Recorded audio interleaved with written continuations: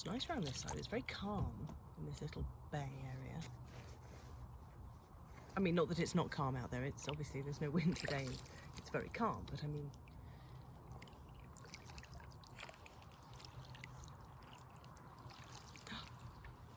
There goes the heron. Well, let's see. If we go round this thing, maybe we'll see where he settles. He always spots me coming though. Always. Never lets me get very close.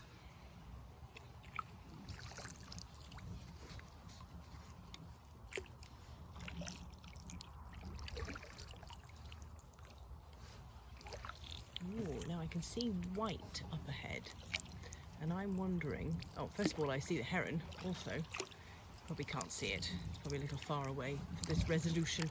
But there is a heron settling right directly ahead of us, actually, where Jarvis is pointing his nose, because he always points it at the most interesting things. But also, you might see around that same area is two white blobs. That, I believe, I can't obviously verify this unless I got up close, but I don't think they'd let me, is V28 and R08, I believe, are the numbers on their tags. We call them Valerie and Robert.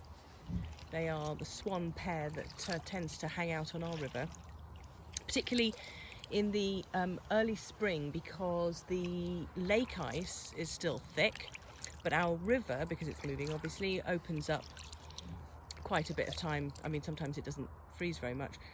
Opens up quite a bit of time before the lake. So we get a lot of geese and swans on the river when they can't hang around on the lake. There's no open water. And Valerie and Robert are one of those pairs. And I want to try and see how many babies they have. Now, unfortunately, Valerie and Robert are not very good parents. That might be very unfair of me to say, probably is.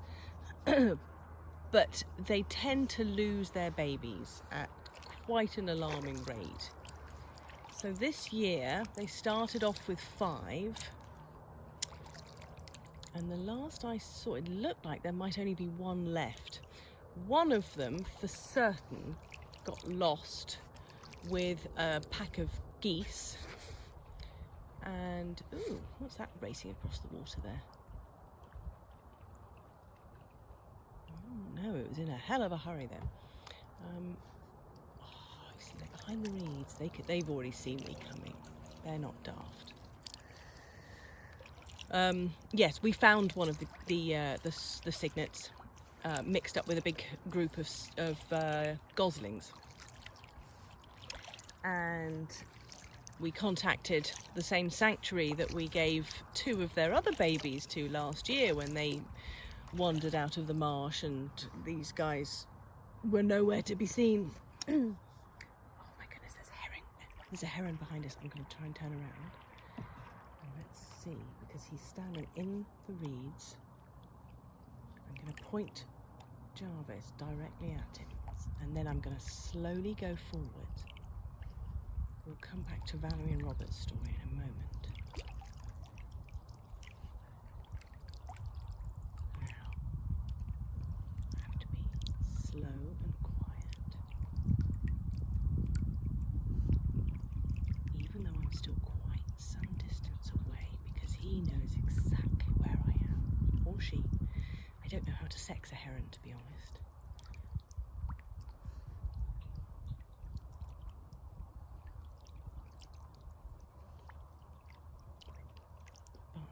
The heron, they are keeping a very close eye on me.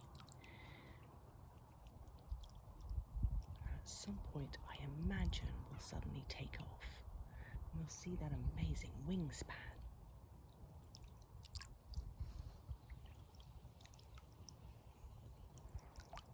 Oh my gosh, you should see the weeds beneath me, they're beautiful. Very shallow here. I don't know if you can hear, but everything's brushing along the bottom of the kayak. Okay. He still knows I'm here.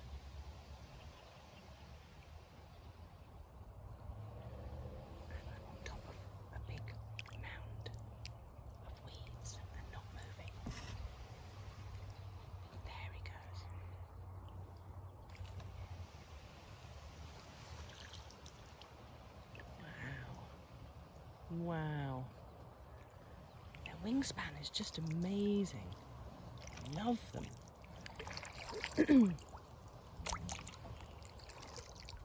Yeah, well, gosh, it's very thick weeds right here.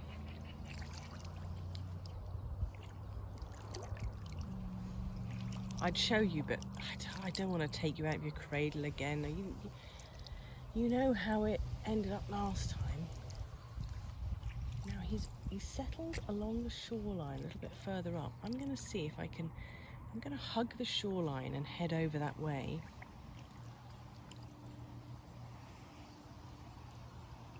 And just see if we can... I don't imagine we'll get much closer than that. But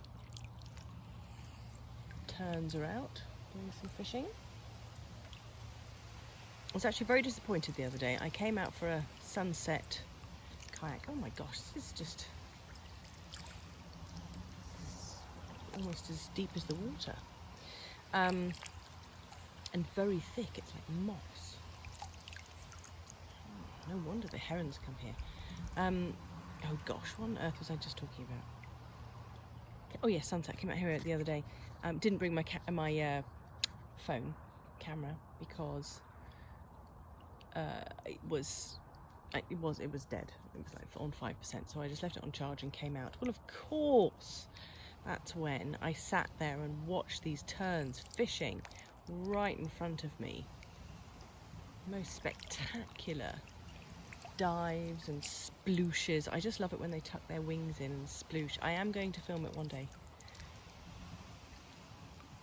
but that was not the day. Wow, this is like, what is this even? It's like moss. It looks like moss. It's really dense, this weed. There's no way I'm going to get any closer to that heron. Oh, there's another heron flying in. Coming across the bay.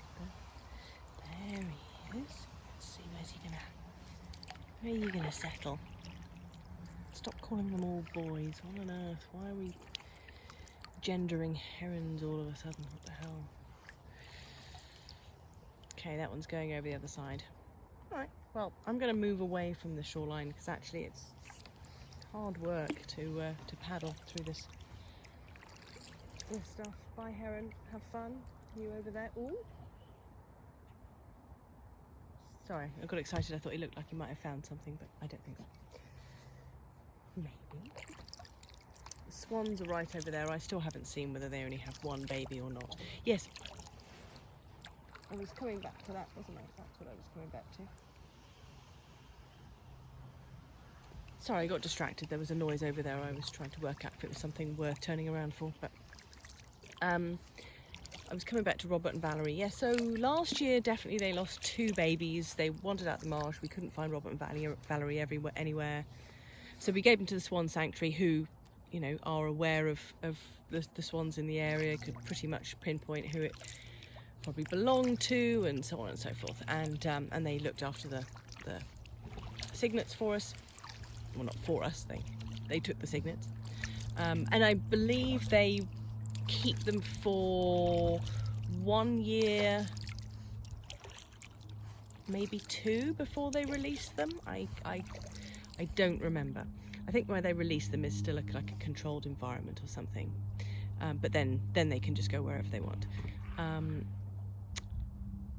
Anyway, same thing this year. We found this cygnet. My neighbour Dale had spotted this cygnet wandering around with a bunch of goslings and falling over because the goslings were quite big by this point, but the cygnet was brand new, maybe a day or 2 old, 2 days old, and was falling all over the place just because it was so unsteady on its feet. So we called the Swan Sanctuary, and the woman said, "Oh, you're in luck. I'm actually about to drive past you. I'll be there in about 15 minutes." And sure enough, she was. So we got to pass those ones on as well, because again, Robert and Valerie were completely nowhere to be seen. time. Are you gonna see something? Nope, just flying off. Okay. And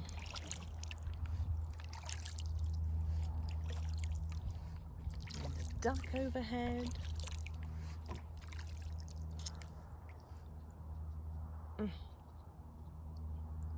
Anyway, so Robert and Valerie will still, I'm sure, continue to have babies. I knew where their nest was actually because I came across it while I was kayaking.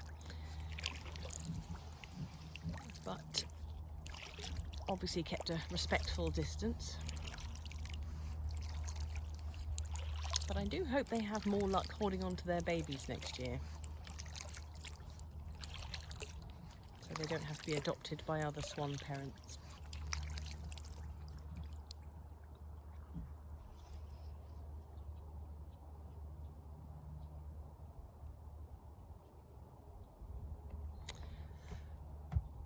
Alrighty, I think I am going to say my goodbyes, and I will try and get some more footage. I hope you're not bored of this. Please let me know. If you find this intensely boring, please feel free to tell me. But if you, I'll also probably ignore you, because obviously it's not really for you then. Then don't watch it. That's fine. If it's boring, don't watch it. I wouldn't. If I found it boring, which I don't because I'm living it. Anyway, shut up now. All right. See you on the next one. Bye.